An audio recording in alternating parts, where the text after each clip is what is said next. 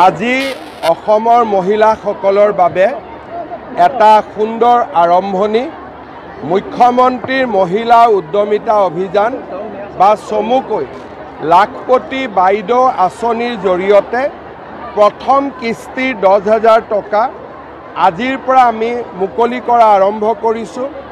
আজি আমাৰ নলবাৰীত বিতৰণ হ'ল, অহাকালি জাগিৰোড, পৰহি মাৰ্ঘেৰিটা, এনেকে অহা 3 মাহৰ ভিতৰত প্ৰত্যেকটা সমষ্টিতে আমি এই পুঁজি বিতৰণ কৰিম। এই পুঁজিৰ সফল ব্যৱহাৰ হ'লে অহা বছৰ আমি এই আঁচনিৰ জৰিয়তে আই মাতৃসকলক 25,000 টকা, তৃতীয় বৰ্ষত বেংকৰ সৈতে সন্মিলিতভাৱে 50,000 টকা দিয়া, এই ধৰণে আমি আঁচনিখন আগবঢ়াই লৈ যাম। নলবাৰীত আজি 34,000 মহিলাই উপকৃত হ'ব। 34,000 মহিলা মানে 34 কোটি টকা আজি নলবাৰী সমষ্টিৰ আই মাতৃসকলৰ মাজত আমি বিতৰণ কৰিব পাৰিছোঁ। মই নলবাৰীৰ সমূহ আই মাতৃক অভিনন্দন জনাইছোঁ, বাইদেউসকলক অভিনন্দন জনাইছোঁ, জীৱিকা সখীসকলক কৃতজ্ঞতা জনাইছোঁ, পঞ্চায়ত গ্ৰামোন্নয়ন আৰু নগৰ উন্নয়ন বিভাগক সম্পূৰ্ণ সহযোগিতাৰ বাবে ধন্যবাদ জনাইছোঁ। আপুনি যেতিয়া সব প্ৰতিশ্ৰুতি দিছিলে তেতিয়া বহুত বিৰোধীও কৈছিলে যে আচলতে এই প্ৰতিশ্ৰুতি ৰক্ষা নকৰে। আজি কেনেকুৱা লাগিছে স্যাৰ? 40 লাখ মহিলা, 4,000 কোটি টকা। প্ৰতিশ্ৰুতি কঠিন আছিলে, ৰূপায়ণৰ বাটতো বহুত বিত্তীয় দৃষ্টিভংগীৰ পৰা বহুত সমস্যা আছিলে, কিন্তু আজি আমি সকলো বাধাৰ প্ৰাচীৰ পাৰ হৈ এই দিনটোত উপনীত হ'লোঁ। 17 ছেপ্টেম্বৰৰ পৰা অৰুণোদয় পাব, অক্টোবৰৰ পৰা নিযুত মইনা পাব, নৱেম্বৰৰ পৰা চাউলৰ লগত দালি, নিমখ, চেনি মহিলাসকলে কম দামত পাব, মেট্ৰিকৰ কেণ্ডিডেটে 300 টকাকৈ পাব, জানুৱাৰীত গেছৰ চিলিণ্ডাৰতো অৰুণোদয় পৰিয়ালে 250 টকাকৈ ৰাজসাহায্য পাব। গতিকে মই ভাবোঁ অনাগত 6 মাহত বহুত দৰিদ্ৰ মানুহ, মধ্যবিত্ত সমাজ চৰকাৰৰ পৰা উপকৃত হ'ব।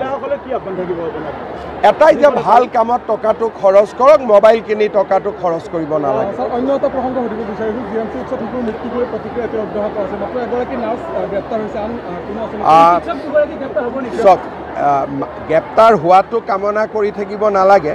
এনেকুৱা কথা কৈ থাকিলে বাকী জেগাত চিকিৎসকসকল প্ৰভোগ হ'ব, কালি পৰহি আন্দোলনত যাব। গতিকে তদন্ত কমিটিৰ প্ৰতিবেদন অহাকালিৰ ভিতৰত মই দিব দিছোঁ, তাৰপিছত আমি সিদ্ধান্ত ল'ম।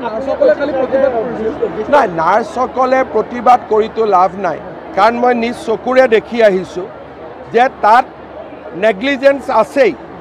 এটা মানুহ, এটা সন্তানৰ মৃত্যু, নাৰ্ছসকলো মা হয়, গতিকে পুত্ৰৰ মৃত্যুৰ বেদনা মাতকৈ কোনে ভালকৈ বুজিব? মই যিমান বুজিম তাতকৈতো নাৰ্ছ বাইদেউসকলে বেছিকৈ বুজিব, কাৰণ প্ৰত্যেকগৰাকী নাৰ্ছ বাইদেৱে মা হয়। গতিকে যিগৰাকীৰ নেগলেক্ট আছিলে তেওঁৰ কাৰণে বাকীসকল কিয় আন্দোলন কৰিব লাগে? কাৰণ মাতৃৰ মমতা আটাইতকৈ ডাঙৰ। সতীৰ্থৰ বেদনা পিছত আহিব, মাতৃৰ মমতা আগত আহিব। কোনো কম নাই। মই মেডিকেল কলেজত মই 12 বছৰ মন্ত্ৰী আছোঁ, মোতকৈ ভালকৈ কোনেও নাজানে। ইয়াত বেছি আছে, নাৰ্ছ বেছি আছে, ডক্টৰ বেছি আছে, 4th গ্ৰেড বেছি আছে, 3rd গ্ৰেড বেছি আছে, জিএমচিত প্ৰয়োজনতকৈ ষ্টাফ বেছি আছে। নলবাৰীত কম আছে মই মানি ল'ম, জিএমচিএইচত কোনো প্ৰকাৰে কাৰো সংখ্যা কম নাই। চক এনেকুৱা মই কওঁ যে ইমান ডাঙৰ হস্পিটেলত কেতিয়াবা কেতিয়াবা এনেকুৱা ঘটনা আপুনি একেবাৰে নহয় বুলি ক'ব নোৱাৰে। মানুহ মাত্ৰেই ভুল হয়, আৰু ভুলটোক বহুত যদি আমি হেঁচা মাৰি থাকোঁ তেতিয়াহ'লে ভাল কাম কৰা মানুহখিনিও কেতিয়াবা কেতিয়াবা ডিমৰেলাইজ হৈ যায়। সেইকাৰণে বস্তুটো ৰাজহুৱা বিতৰ্ক বা এটা TRPৰ পইণ্ট কৰিব নালাগে। যিমানখিনি ক'ব লাগে মুখ্যমন্ত্ৰী হিচাপে আমি কৈছোঁ, একশ্যন লৈছোঁ, পিতৃৰ লগত মই কথা পাতিছোঁ, আৰু যি দোষী তাৰ ওপৰত আমি শাস্তি ল'ম। ইয়াক এটা বেলেগ পৰ্যায়লৈকে লৈ যাব নালাগে। এইখন জিএমচিখন মন্ত্ৰীসভা নেকি? প্ৰিন্সিপালৰ ট্ৰেন্সফাৰ নহয় মই ইমানটো কৈ দিলোঁ সেইটোলৈ জল্পনা কল্পনা কৰি থাকিব নালাগে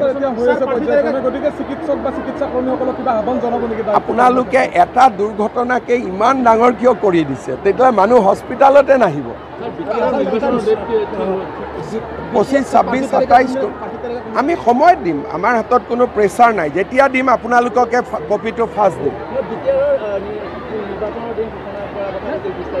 আজি মহিলাসকলে আপোনালোকৰ টিভি এইবিলাক নিউজৰ কাৰণে নাচায় যিমানে নিউজ বনাওক কিয় আজি কোনেও নাচায় যিমান ৰিল মহিলা উদ্যমিতাৰ ওপৰত বনিব সেইটোহে চাব বাকী আজি নচলে